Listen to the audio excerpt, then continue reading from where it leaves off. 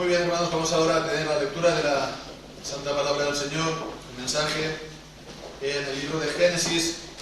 Vamos a leer el capítulo 2.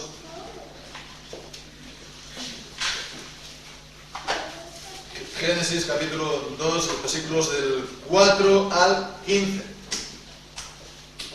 4 al 15, y dice así la palabra del Señor: estos son los orígenes de los cielos y de la tierra cuando fueron creados, el día que Jehová Dios hizo la tierra y los cielos, y toda planta del campo antes que fuese en la tierra, y toda hierba del campo antes que naciese, porque Jehová Dios aún no había hecho llover sobre la tierra, ni había hombre para que labrase la tierra, sino que subía de la tierra un vapor, el cual regaba toda la faz de la tierra.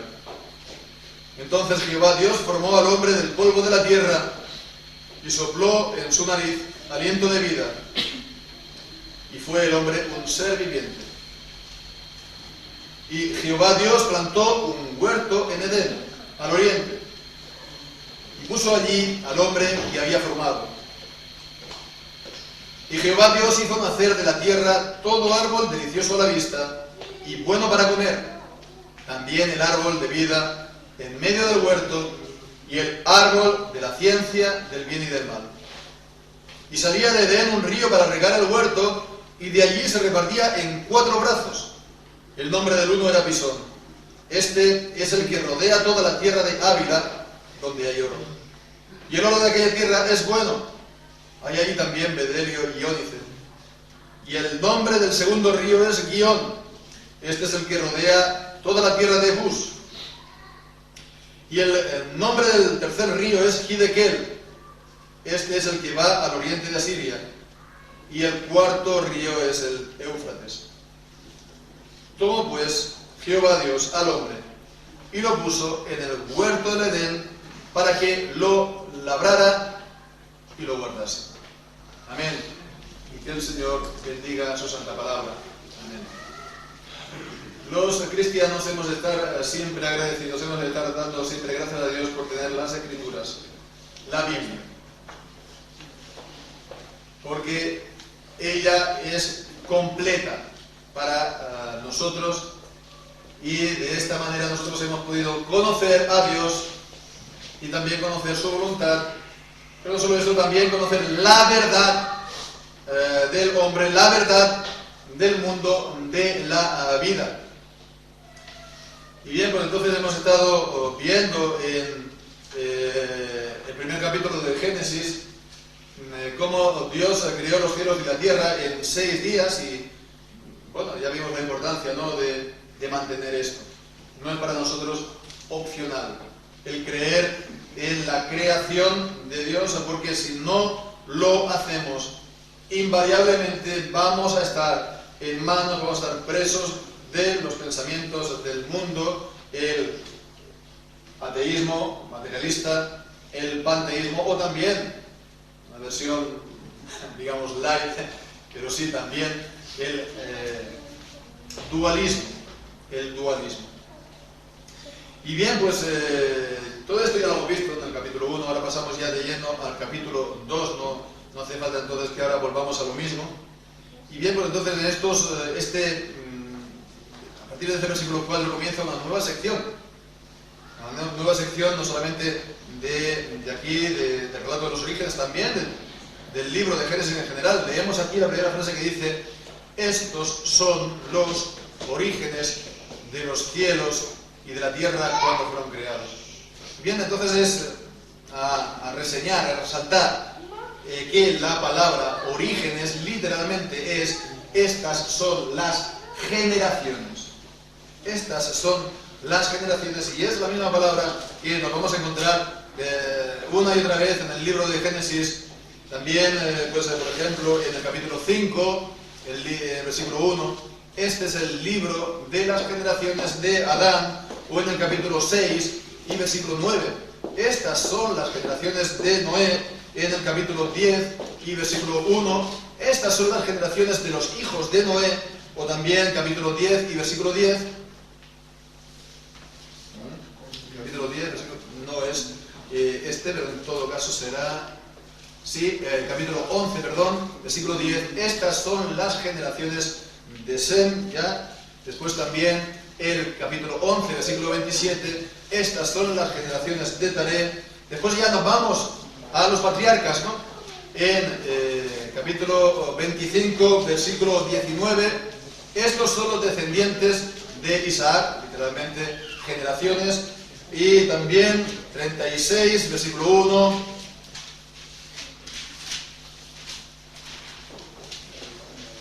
36, versículo 1. Estas son las generaciones de Esaú. Y por último, capítulo 37, versículo 2. Esta es la historia de la familia de Jacob. Literalmente las generaciones de la familia de Jacob.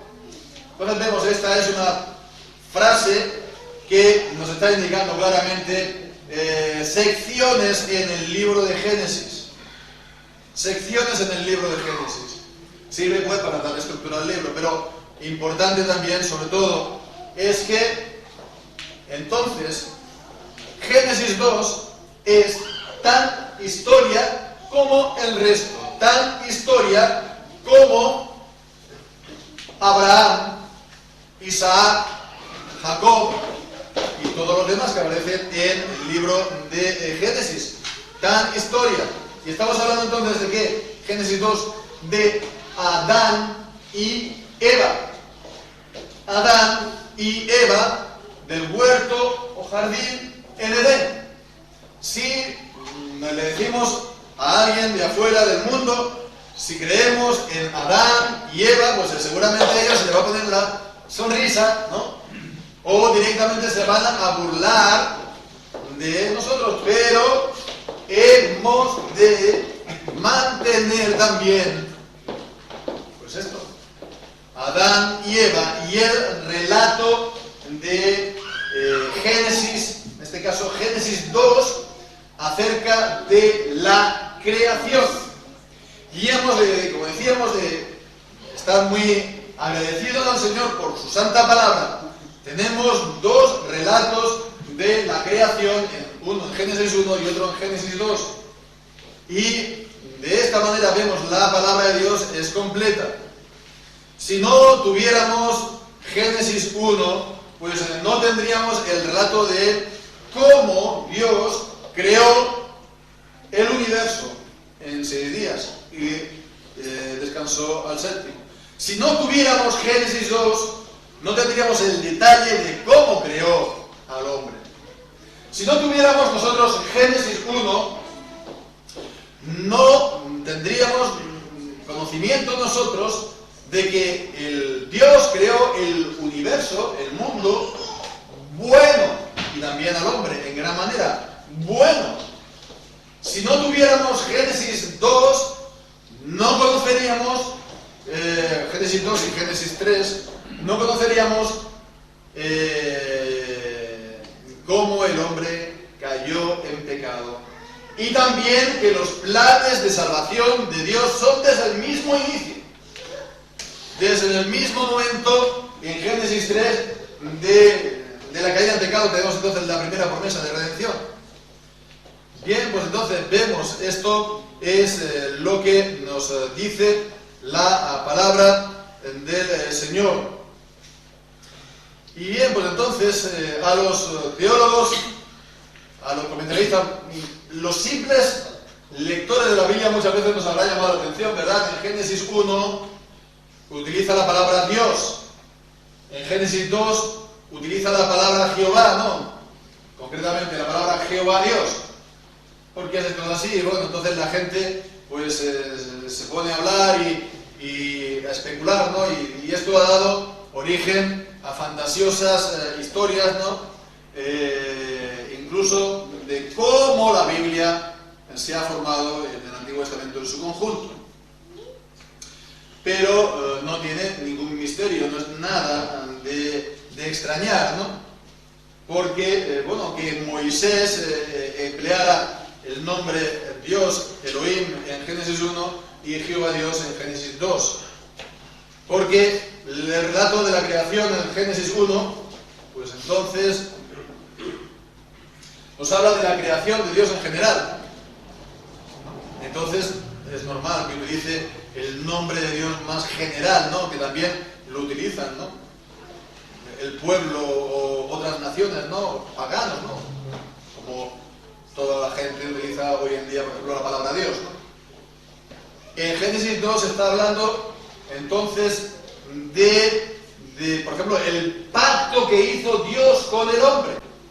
Pues es normal entonces que en Génesis 2 se utilice el nombre Jehová Dios, o Jehová, que es el nombre de Dios por el cual el pueblo de Dios, sobre todo del Antiguo Testamento, pero también es para nosotros, llamamos a Dios. El nombre de Dios en el pacto. Entonces, bien, en Génesis 2 se nos enseña acerca de la creación del hombre en detalle y hemos de hacer atención a ella. Si no hacemos atención a ella, pues bueno, estamos perdidos, literalmente, porque somos criaturas, no somos el creador. Si somos criaturas, entonces nuestra vida solo tiene sentido de la manera que Dios la ha creado. Solo tiene sentido cumpliendo el propósito que Dios, por el cual Dios nos ha creado. Entonces, es esto a retener, porque ¿qué es lo que nos encontramos en este texto? En el capítulo 2, del versículo 4 al 15, pues sí, nos presenta la creación, ya directamente, la creación del hombre. Nos presenta así su naturaleza, nos presenta también que es criatura de Dios, que Dios la formó.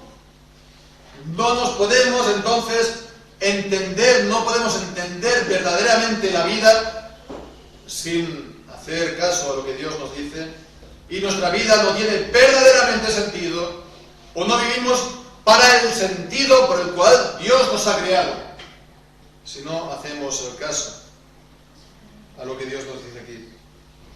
Es Dios, pues, quien nos dice quiénes realmente somos y para qué vivimos y para qué hemos de vivir.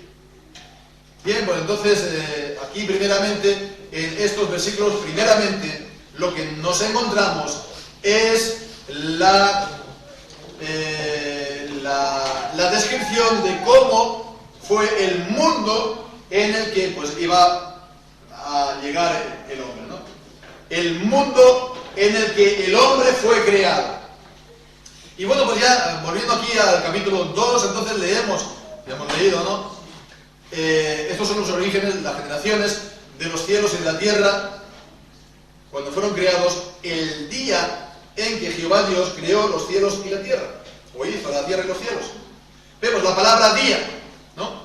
En Génesis 1, pues, sabemos, ¿no? Se utilizó, sí, la palabra día, diciendo que Dios hizo los cielos y la tierra en 6 días. Y aquí dice que fue un día. Esto no es que sea una diferencia, porque aquí la palabra día está en el sentido más de tiempo. En el tiempo en el que Dios hizo los cielos y la tierra. Y bien, además también está esto que dice ya a continuación del versículo 5, el día que Jehová hizo los cielos y la tierra, y toda planta del campo, antes que fuese la tierra, la planta literalmente es arbusto, y toda planta del campo antes que fuese la tierra, y toda hierba del campo antes que naciese, porque Jehová Dios aún no había hecho llover sobre la tierra, ni había hombre para que labrase la tierra. Entonces vemos que aquí dice, todavía no había pues esa planta, y entonces también hay gente que ve aquí a lo mejor diferencias con Génesis 1, porque dice aquí en versículo 5 que no había sido creada la planta, y en Génesis 1 las plantas fueron creadas en el día tercero. Y después dice, entonces Jehová Dios formó al hombre del polvo de la tierra, y hemos visto en Génesis 1 que fue creado en el sexto día. Y después continúa diciendo que versículo 8 y 9, plantó Dios un huerto en Edén, y entonces plantó los árboles deliciosos a la vista, etcétera, etcétera. Entonces la gente dice, ¿cómo es posible, no? si en Génesis 1 las plantas fueron antes que el hombre, y aquí en Génesis 2 son después del hombre.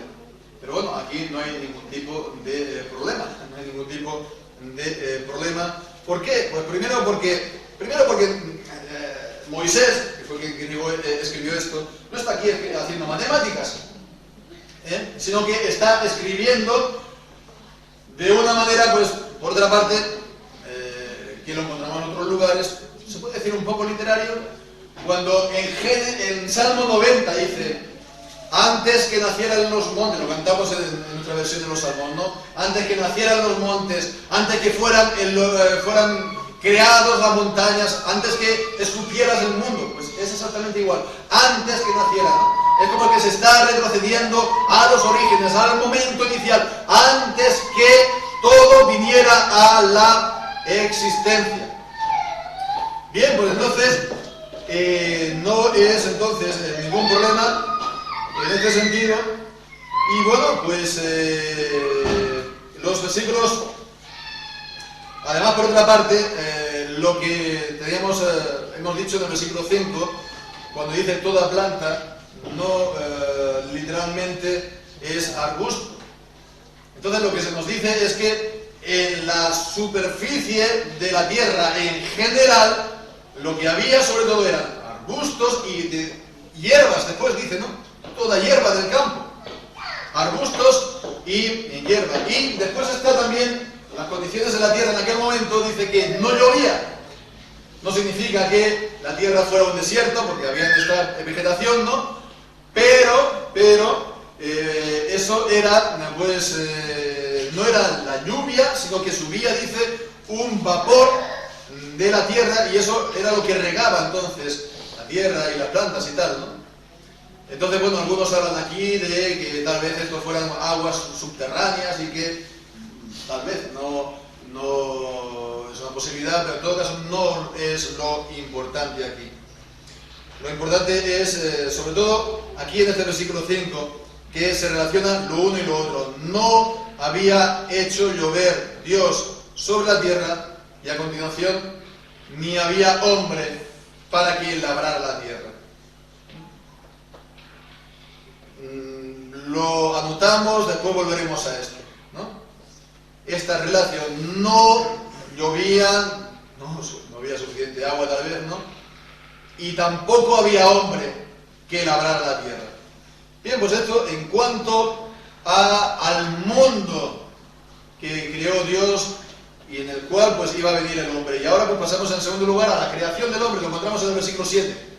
El versículo 7 dice: entonces Jehová Dios formó al hombre del polvo de la tierra. No es entonces la misma palabra que en Génesis 1 cuando dice que creó Dios los cielos y la tierra. Aquí ya está hablando de que lo formó de algo ya existente, ¿no? Y dice entonces que fue del polvo de la tierra. Es interesante notar, ¿no? El hombre aquí en hebreo es Adán. Y el polvo de la tierra es Adamá. Entonces vemos la relación Adamá, la tierra, y Adán, ¿no? Que provino de la tierra. Adamá además está en relación con la palabra, lo conocemos en la Biblia, Edom, que significa rojizo. Entonces nos da un poco la idea de la tierra rojiza, como cuando ahora que es en otoño vamos al campo, ha subido por la tierra, está húmedo, hay vida, hay hongos, entonces hay vida, ¿no? Entonces el Señor tomó del polvo de la tierra y formó el hombre, y por supuesto está aquí hablando del cuerpo, y está hablando por lo tanto, pues eso, que nuestro cuerpo es materia, no tiene más sentido, no tiene más misterio que esto. Es una formación de Dios, y lo hizo por el poder todopoderoso de Dios. Si el Señor, por su infinito poder, pudo hacer los cielos y la tierra en un momento, también el Señor, por su infinito poder, partiendo de la tierra, pues de la materia existente, pues pudo crear al hombre. Bien, pues entonces es a tener en cuenta, habla de su cuerpo, pero también habla ¿de qué? Habla de su alma, cuando dice, sopló en su nariz aliento de vida. Aliento, soplo, ¿no? Y entonces fue el hombre un ser viviente, literalmente un alma viviente. Entonces vemos aquí la Biblia no está como la filosofía griega de los paganos, ¿no? Que decían, no, las almas ya existían antes, son preexistentes. Entonces se meten en un cuerpo cuando éste nace, y después cuando muere, entonces el alma sale, y también entonces se puede volver a meter en otro cuerpo, la reencarnación que está tan de moda, ¿verdad? No, porque Dios sopló el alma al hombre cuando lo formó. El alma de Adán no existía antes, sino que Dios la dio cuando formó al hombre, y es así ahora también. Es así ahora también. Que el alma es dada por Dios cuando hay una nueva vida humana en el vientre de la madre, que ha de crecer también y desarrollarse en función también y a la medida que el cuerpo se va desarrollando, pero que no es solamente materia y ya está. Y esto es importante también porque es una base, si valga la redundancia, importantísima acerca de nuestra posición como iglesia y como creyentes acerca, por ejemplo, uno, del aborto. Que el niño en el vientre de la madre no es entonces, como se dice, una parte de la madre, y ella pues tiene toda la libertad y el derecho del mundo para decidir pues como extirparse aquí una verruga o no. No, porque es un ser humano, sí, que está dependiendo de la madre, pero que tiene un cuerpo propio, porque no es solamente de la madre, sino que es de la unión de la madre con el aporte del padre, es propio. Pero es que además tiene también un alma que le es propia, con lo cual un aborto es quitar una vida humana. Es un crimen, es un, sí, asesinato. Y si nos dicen entonces acerca de nuestra posición, acerca del aborto, normalmente se dice, por ejemplo, no matarás, pero también vemos, está este texto en Génesis 2:7, el cuerpo, no existe un cuerpo humano, mientras haya vida, fuera o sin alma humana. Pero también esto condena el uso que se hace hoy en día de embriones humanos, es decir, nuevos seres humanos para la medicina, ya sea de fetos abortados o ya sea de embriones, digamos entre comillas, sobrantes de la fecundación artificial. Y entonces, ¿qué hacemos con estos miles de embriones que quedan? Pues los vamos a utilizar como bancos de células madre, o los vamos a utilizar para medicinas, y lo último lo están utilizando para todas las vacunas estas últimas del coronavirus. Todas son hechas a base de en parte, embriones, células de embriones, células humanas de embriones. Y esto es lo que no se dice. Normalmente las iglesias no lo dicen. No lo dice la iglesia romana. El Papa dice que es un acto de amor ponerse las vacunas, tal vez, no lo sé. Pero todas las vacunas, todas utilizan células de embriones humanos. Se puede dar la documentación en detalle de lo que estoy diciendo. No es ni fake news, no es teoría de la conspiración, son datos reales. Y esto es algo que los cristianos hemos de considerar. Si no lo sabíamos antes, pues no lo sabíamos, pero hemos de saber que estas vacunas están formadas en parte o utilizan material genético humano de embriones, que lo utilizan pues eso, ¿no? Y después los desechan y los matan. Entonces, en el terreno de la bioética se han cruzado todas las líneas rojas en nuestras naciones occidentales, tanto por el aborto como por la utilización de los embriones para la medicina. He hablado de las vacunas, pero es que después se utilizan un montón de otras cosas, no solamente en esto. Y lo utilizamos, se utiliza y no nos damos ni cuenta. Entonces es por eso que hemos de tenerlo esto presente. Y bueno, el Señor verdaderamente va a descargar su ira contra las naciones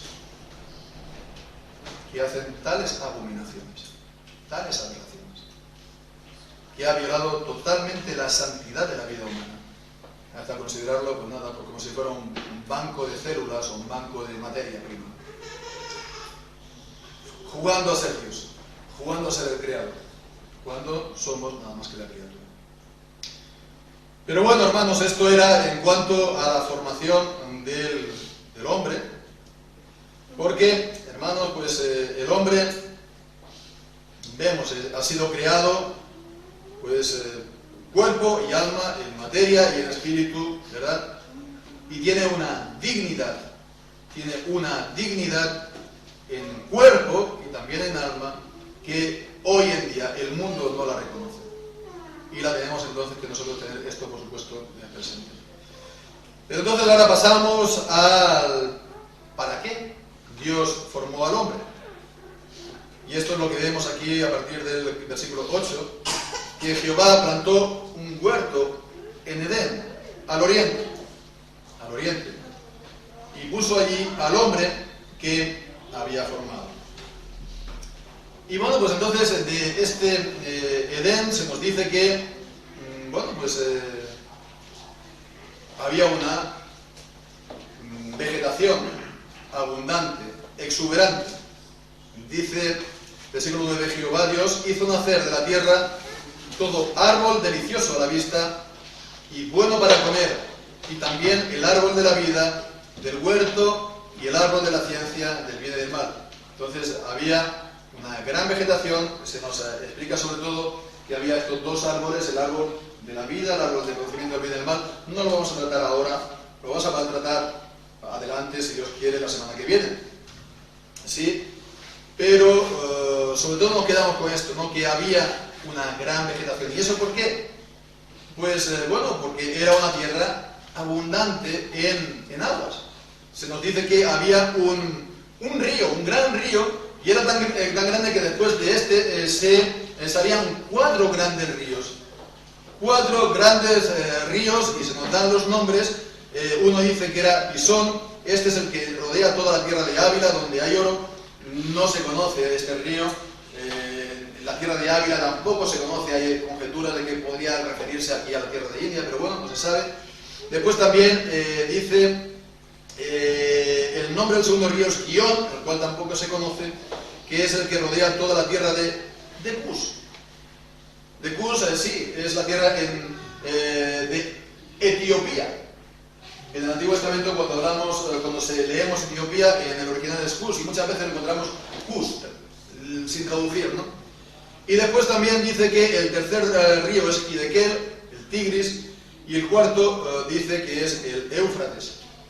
Entonces, bueno, es mi opinión, pero yo creo que seguramente no son los mismos, no se está refiriendo a los mismos ríos que nosotros conocemos, por ejemplo, por Tigris y Éufrates. ¿Por qué? Pues bueno, pues porque el Éufrates ya sabemos dónde está, el Tigris ya sabemos dónde está, en Oriente Medio, ¿no? Y Etiopía está en África.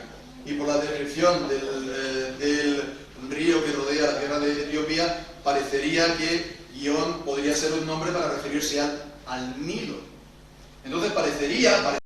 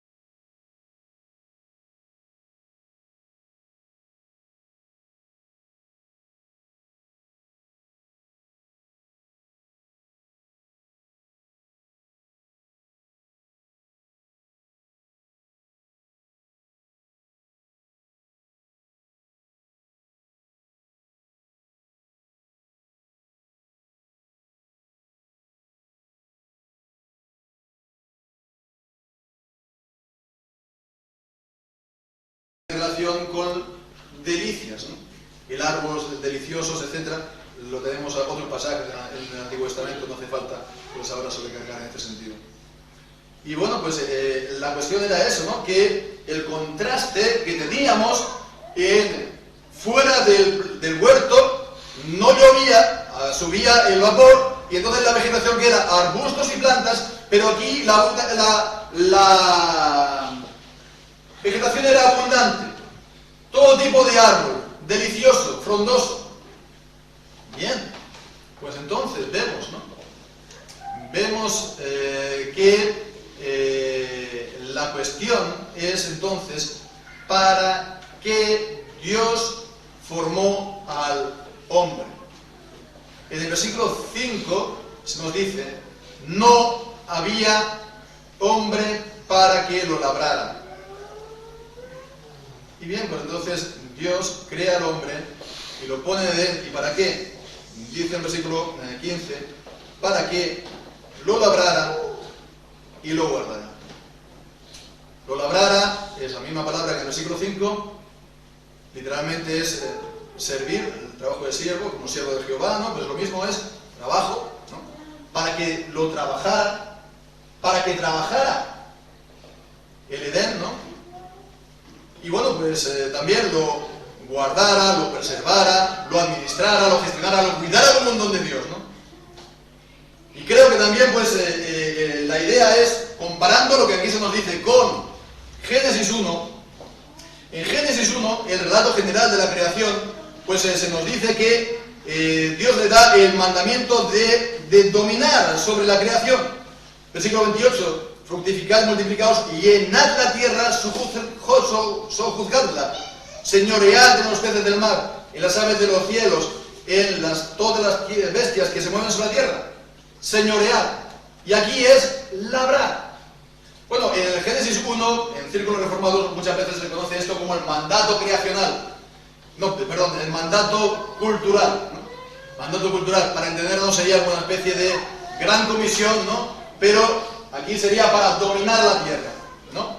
Bien, comparando entonces Génesis 1 con Génesis 2, ¿cómo se iba a dominar la tierra? ¿Por medio de qué? Por medio del trabajo. Por medio del trabajo. Y entonces, bueno, pues es previsible entonces que por medio del trabajo, eso no sería solamente en Edén, sino que sería también las tierras de los ríos, ¿no? En Cus, en Ávila, etcétera, etcétera, ¿no? Que el hombre estaba llamado a transformar también todas esas tierras regadas como si fuera también, ¿no? El Edén. Esto es, digamos, cosecha mía en todo caso, y lo presento así, ¿no? Que la vocación no se limitaba solamente entonces al Edén, sino que por medio del trabajo se pudiera extender entonces a toda la tierra, ¿no? A esas mismas condiciones. Y bien, entonces vemos a lo que llegamos y a lo que nos vamos ahora ya a detener un poquito, es en cuanto al trabajo. Porque vemos que el trabajo fue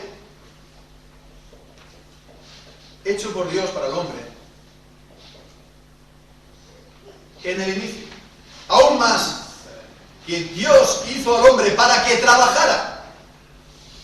Que ese fue, entonces, su sentido, ¿no? El sentido de su vida fue que él trabajara, que él cuidara ese huerto, ¿no? Y bien, entonces vemos. El trabajo no es entonces una maldición o una cosa que nos ha caído encima, ¿no? Qué maldición, ¿no? Como la mayoría de la gente a lo mejor piensa, ¿no?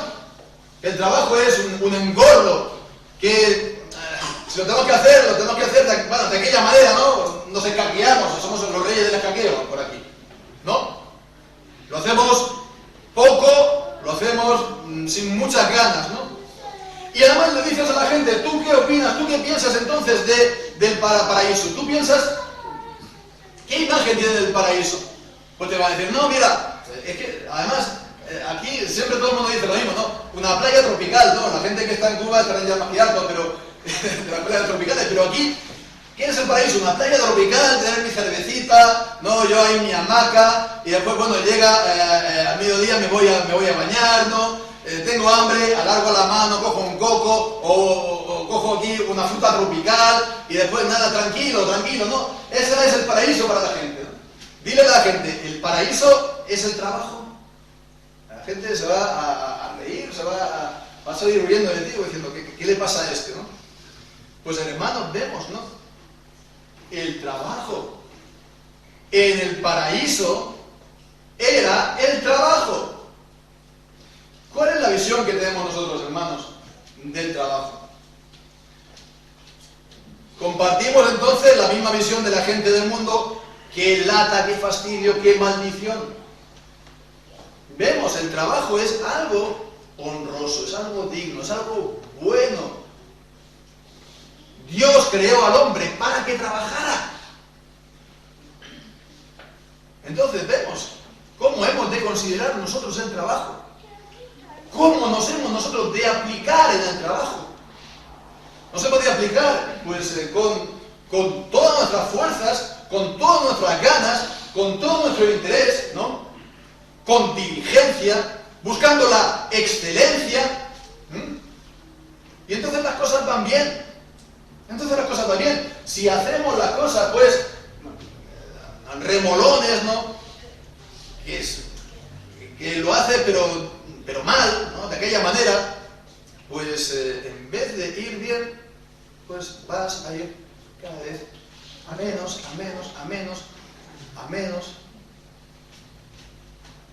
Además, el trabajar fuerte es muy benéfico porque cuando uno trabaja y trabaja fuerte y concibe su vida sobre todo en términos de trabajo, eso significa que tiene no solamente sus horas ocupadas, también sus manos, también su mente ocupada. Es un grave problema, es un grave peligro echar volar la mente sin rienda y sin brida. Y eso puede venir de ahí cualquier cosa, cualquier mal. El Señor nos ha creado, pues para que nos ocupemos en el trabajo y nos ocupemos con fuerza. Si no utilizamos nuestras fuerzas, estamos en la molicie, estamos un poco en la disipación. Y entonces ya digo, es como un caballo al final sin rienda. Nuestra mente va a estar sujeta y nuestra vida va a estar sujeta si nos aplicamos al trabajo. Con fuerza, con ganas y buscando la excelencia. Y nosotros los creyentes, hermanos, tenemos unas condiciones inmejorables en cuanto a esto del trabajo porque hemos conocido al Señor por medio de su palabra, de las Escrituras. Nos ha liberado, por lo tanto, también de la corrupción del mundo y también la nuestra propia. Y entonces, pues, nosotros ya no vivimos entonces para las concupiscencias, para los deseos, para las modas del mundo, sino que vivimos para servir al Señor. Y bien, pues entonces, nosotros, ¿quién es mejor que nosotros para que nos apliquemos entonces al trabajo con ganas y con ilusión y con excelencia? Antiguamente, hermanos, el decir de alguien, este es evangélico, o antiguamente se decía protestante, da igual, era sinónimo de decir, mira, este es un hombre serio, o esta es una mujer seria, este es un hombre trabajador, este es una persona honesta. Lo que entonces dirían los empresarios, mira, este es un trabajador de calidad. Hoy en día no lo sé si es así realmente. Si nosotros los creyentes nos destacamos por nuestro trabajo y nuestra manera de trabajar, o decimos, jo, qué fastidio, qué engorro, mañana lunes, hoy lunes, quién diera ya que llega el viernes, ¿no?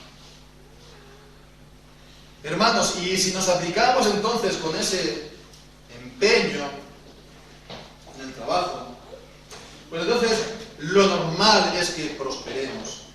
Está la teología de la prosperidad, ¿no? Y el problema no es que los cristianos prosperen o que la iglesia prospere. En la Biblia es normal que los cristianos prosperen, que los cristianos sean puestos por cabeza y no por cola. La cuestión es cómo se concibe esto. Como si fuera a prosperar, como de milagro en milagro, como de lotería, premio en lotería, en premio en lotería. Sí, vamos a prosperar, sí, pero por nuestro trabajo, por nuestro esfuerzo, por nuestra dedicación. Y todo esto pues para honrar al Señor, para servirlo a Él, para glorificarlo en toda nuestra vida. Hay gente que dice, no, solamente yo honro al Señor, como que solamente las cosas espirituales son tan espirituales que después no se aplican al trabajo. No, un cristiano que se aplica a su trabajo es más espiritual que aquel espiritual, entre comillas, y que va arrastrando los pies para trabajar. Entonces, en definitiva, hermanos, ocupémonos entonces de nuestro trabajo que el Señor nos ha dado, del pedazo de tierra que el Señor nos ha dado a cultivar, ya sea literalmente, o ya sea, pues, seguramente aquí en la ciudad, pues, de manera figurada, ¿no? El Señor nos ha dado un pedazo de tierra, un trabajo a hacer, esa es nuestra vocación, ese es nuestro llamamiento. Vamos a prosperar, vamos a dar entonces un buen ejemplo a nuestros hijos, vamos entonces también a proveer para nuestras casas. También eso va a repercutir en la iglesia y la iglesia va a poder cumplir entonces con su cometido de traer el evangelio a toda criatura, a todo rincón de la tierra. Pues hermanos, que así sea y que de esta manera pues podamos, sí, con la gracia de Dios, aunque el mundo esté caído y esté caído en el pecado, pero todavía pues pueda ser esto un poco una especie de evocación de recuerdo de ese jardín original de Dios en Edén para el hombre. Que así sea, que el Señor bendiga su santa palabra. Amén.